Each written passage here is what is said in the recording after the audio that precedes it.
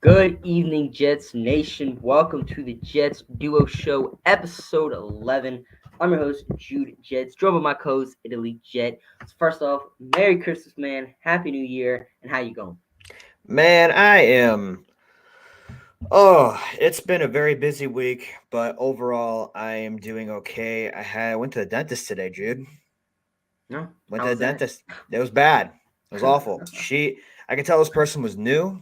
She didn't know what she's doing, and if she's watching, you did not do great. But great effort. Great effort. You are hardworking. You make sure you got the job done. You just didn't do it that great. So we'll see what happens, right? But overall, I love my dentist. I love all the workers. It's very good. So I'm really happy with that. But 0-1, man, like we're back in the playoff hunt, man. It's Yeah. like, dang. So it's really interesting. I'm really happy to see that we're back in the playoff hunt. Are we going to do something with it? Maybe. Um, what do you think? I mean, first off, it's just crazy to say that we're competing for playoff games in Yeah. January. And, I thought we were completely out of it whenever we lost to the Jaguars. And, I feel like we should, go ahead and bring this up. Jets did lose to the Jags last week. Yes, they Boring did. game. I don't Yes, really want they to spend did. too much time on this game just because of Yeah.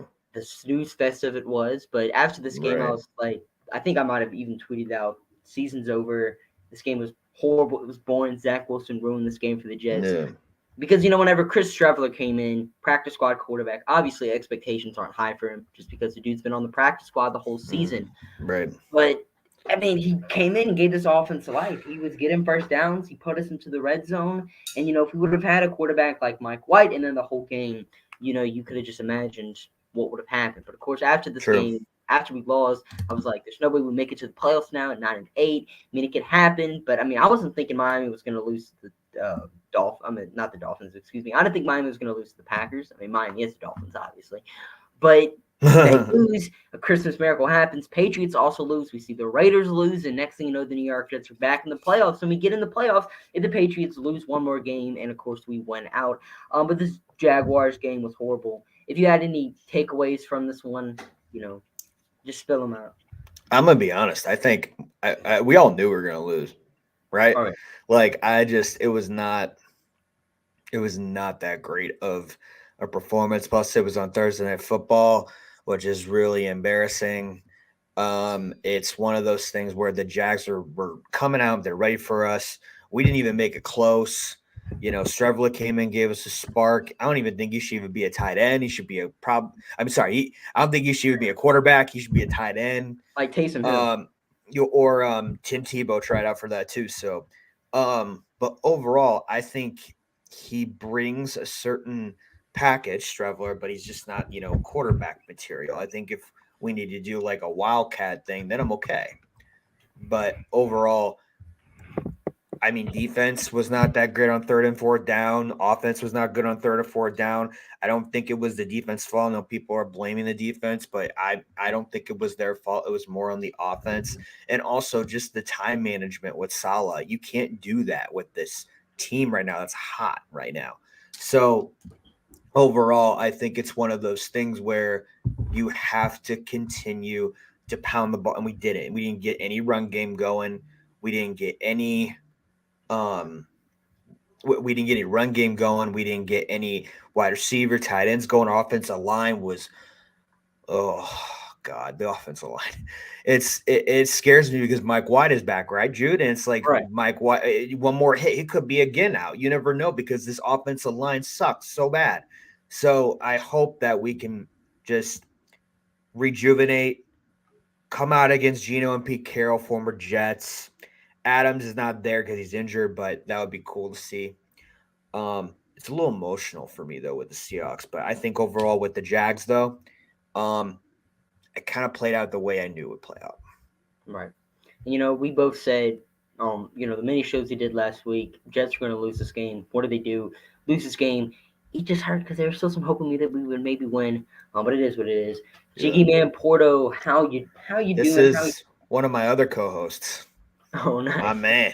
This is my man Porto. Man, if you put an Italian and a Puerto Rican in there like me and him, it's always a fun time. He's a great guy. He's got a lot of things going, just like me and you, Jude. He's killing it right now. So And thank you for tuning in. hey, thank you for tuning in, G-Man Porto, and doing great, and hopefully you're doing great as well. Had a happy holidays. But as you mentioned, Mike White is of course back. We missed our starting quarterback for the past 2 weeks, and the offense looked very lifeless in those 2 weeks. But now we're getting the savior back, the guy who has a chance to save our season hopes. And to be honest, against the Seahawks defense, I really do like Mike White. I really do feel like Mike White can play good. I feel like this dude can come in and give us the boost in the life we need. Because, let's be real. The Jets' offense with Mike White the past 2 weeks wasn't good. It was just completely lifeless. Zach Wilson, he couldn't do anything. The dude doesn't even have confidence in himself. He doesn't have confidence in his receivers. He doesn't have confidence in the team. Like, just Zach Wilson, he's playing scared out there. We get Mike White back. The dude has confidence. He trusts his teammates. And he's just a quarterback we want back there. And not only the teammates, they respect him a whole lot more than they respect Zach Wilson. I want to say Garrett Wilson said he was going to run through a brick wall for Mike White. Like, they just had that type of respect for each other. And so to get Mike White back is just absolutely huge for this Jets team. So what are your thoughts on Mike White returning to the lineup? He gives us the best chance to win, but he's not going to give us the best chance to win if we can't get our running game going and the offensive line sucks the way they do. The reason why I got hurt last time because of Milano has been having a great year. Former, he's played a little bit of areas. He's been like testing him all the way around the defense, and he's going to be a Pro Bowler for sure. He's on a Pro Bowl year, but when someone pounds you like that and the offensive line's not doing so good, I'm scared to see what the Seahawks are going to do to us, even if they only have maybe one guy that's good. The cornerbacks are good, but that's pretty much it. There's a few more guys I feel like I'm missing, but overall, I think we should do well against their defense when Mike White is in there. But overall, it's just going to be tough because if he gets hit again, that's what I'm scared of. But he does give us the best chance to win. This is his moment. This is his job. Coming from a guy that's been cut 4 times to now having an opportunity to get us into the playoffs this week and next week, being cleared, finally got that 11th one, 12th one to get cleared, right? Right. So it's funny, it's great, and I hope he leads us, man. I am cheering for him, and I'm playing against a former, Jets quarterback and coach. Geno Smith was my quarterback. I love Geno Smith. Geno Smith, I've met him. I've had connections to meet him, and I met him. Really nice guy. Took a picture. His former teammate, West Virginia, played 2 of them actually played for the St. Louis Rams when I was there, and I'm also wearing his jersey right now. So I love Geno, and I'm so happy he's doing well. But this is going to be a little emotional for me because I want him to do well, but I want to get in the damn playoffs. So I'm not rooting for him in this game. So it's emotional, but this is a game that Mike White needs to be perfect. He can make a little bit of mistakes, but overall he needs to be on par. He needs to get Garrett Wilson going, Elijah Moore going. Got to see what's up with Mims and Smith eventually. But overall, this is a game you can't mess around, man. Because we gotta win this game. Gotta win this game. We have to. This game is a must win, and this game is going to be the deciding factor of whether or not the Jets can keep their playoff hopes alive.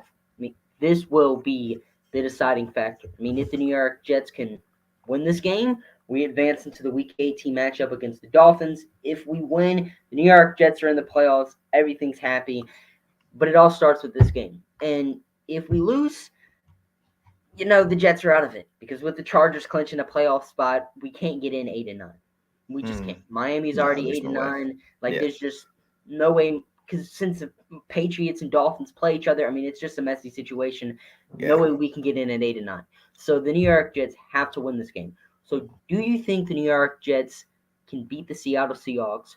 What's your score prediction? Give me your preview.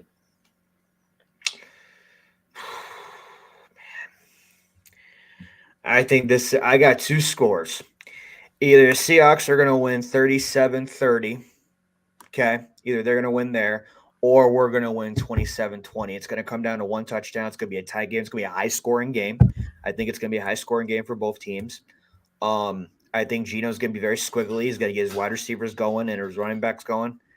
And I think that we're going to be there as well. I think White's going to give us the best chance throwing it to Wilson or anybody he can with even Uzama. Like it's going to be very tight. And I think those two score predictions I'm going to go with, but it's going to be very exciting and stressful. Right. I mean, the New York. I mean, this is a game the Jets can win. Seattle and and I'm looking at this because Seattle and the Jets are two teams in very similar situations right now. Right. Both teams. I want to say started off the season 5-2 at one point. Like they were both on top of the world. Everyone was just like the Seahawks and Jets. Both teams are playing fantastic. Both teams were expected to have top 10 play or top 10 picks in the draft this season, or Las Vegas betting gods did. Of course, us Jets fans were, a lot more faithful in this team. But no one expected this matchup to have massive playoff implications in Week 17. But yet here we are this game has massive playoff implications. If we lose, we're out of it. So this game right here is going to be just the deciding factor of whether or not the Jets get in the playoffs. And I definitely feel like the Jets can beat Seattle. This is a defense that, especially over the past few weeks, hasn't exactly been playing amazing. They've came back down to earth. And, you look at Seattle's defense, they have the fourth worst unit in the NFL right now. So, first off. Well, when you look at it though, right? Like their last few games, they have lost, but it's been tight games. Like they've been losing, but it's still tight. It's not like they're down like significantly a lot, right? So it's it's the last few games, yeah. So like I said, it's a tight game, just like we are. It's just going to be very interesting. But hey, we know the Jets, though, right, Jude? It's we're our own worst enemy, and we find our way to lose. So let's hope this doesn't happen this time. And we're over here talking about the Jets. We know all about the Jets. We're talking about the Seahawks. We're not Seahawks fans, though, so I thought might as well bring in a Seahawks fan for this Week 17 game. Ooh. Tatum Adams, welcome to the stream. Tatum Adams. This is going to be a very important game for the Seahawks as well. So, that's okay. His phone was miscommunications right there. We'll be working on getting them back. But Seahawks, one more thing to mention about them, they do have a bad run defense. And in fact, their run defense is the second worst unit in the NFL, averaging 155 yards a game. Teams are on the ground against Seattle. That's huge. It looks like we got him back. All right, had some problems here. We're back though. Back in business. We back. All right. We back. We're back. Hello. All right, so of course this is another huge game. While this is a huge game for the Jets, this is also a huge game for your Seahawks. This is a must-win game for Seattle. So the big question is, do you think Seattle can pull off this win? Pull off this win? Honestly, I think we can. Our defense pretty much our whole team's banged up right now, but I think we still come away with the win against the Jets. Okay. Score prediction, what you're feeling? You feel like the Seahawks get the best of Mike White? Feel like we're able to stop our run defense or stop our run game? What you feeling for score prediction? It's going to be a close game because Jets pass D is elite. It's top 5 in the NFL. So I'm feeling definitely a very close-knit game. I'm going to say 21-24. I'm assuming Seattle too. I'm going to say it comes down to a field goal. Oh, okay. And, I'm feeling the exact same way as you, except I feel like the New York Jets are able to pull out this dub. I'm feeling a 27-24 Greg Zuerlein game-winning field goal game for the New York Jets. I feel like he finally clutches up. He had that crucial miss against the Lions not too long ago. But I feel like he's made his, he's corrected his mistakes.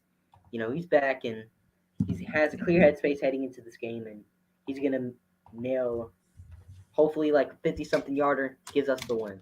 That's what I'm feeling for, the Jets score prediction. But may the best team win. May the team that wants the playoffs the most win this game. I want to thank you for coming on too, Tatum. Thank you. It's an honor. See you later, bud. Ooh, D. Right. Who's D? Alrighty. So now that we've, talked about the Seahawks game, We got. Oh, first off, before we get that, we got a comment. Love your channel, Jude. Love your channel, Judy. Who's Appreciate that? it, D. Who's Appreciate D? it, D. I don't know D, but I know you're not Hey, D. what's going on, D? I'm going D.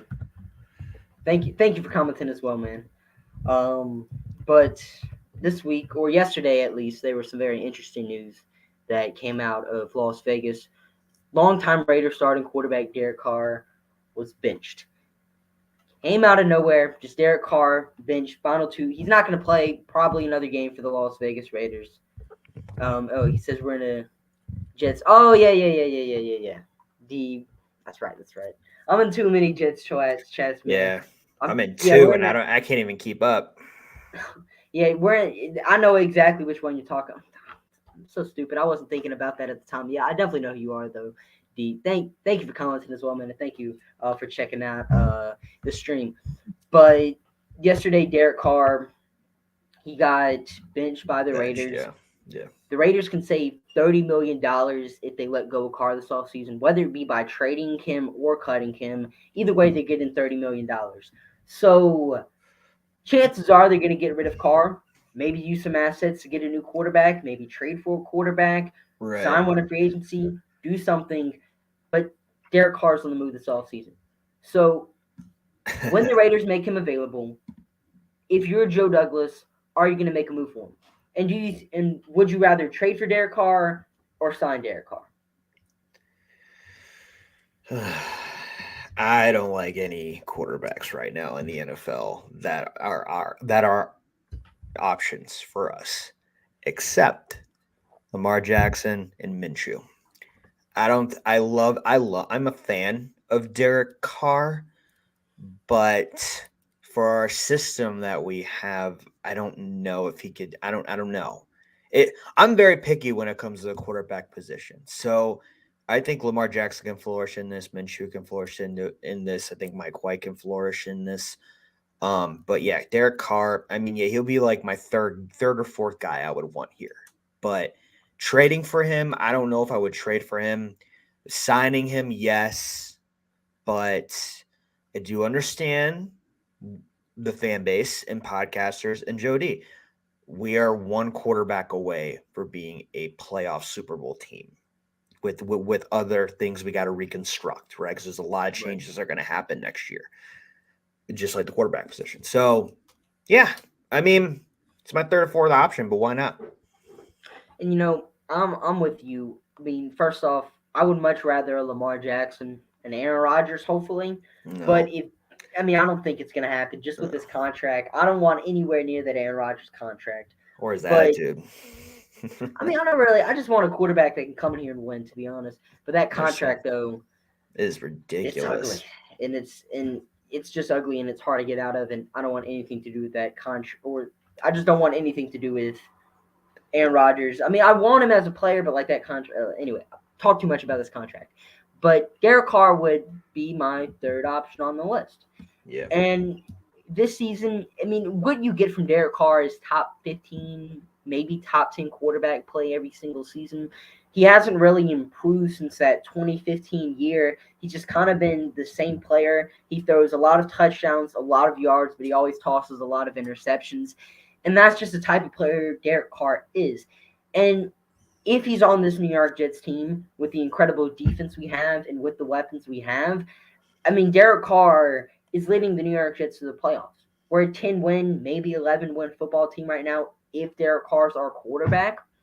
And, I mean, I just feel like if we can get a quarterback of Carr's mentality or Gardner Minshew, Jimmy Garoppolo, one of them, then the New York Jets are a playoff team. I mean, that's just the facts. We're a quarterback away.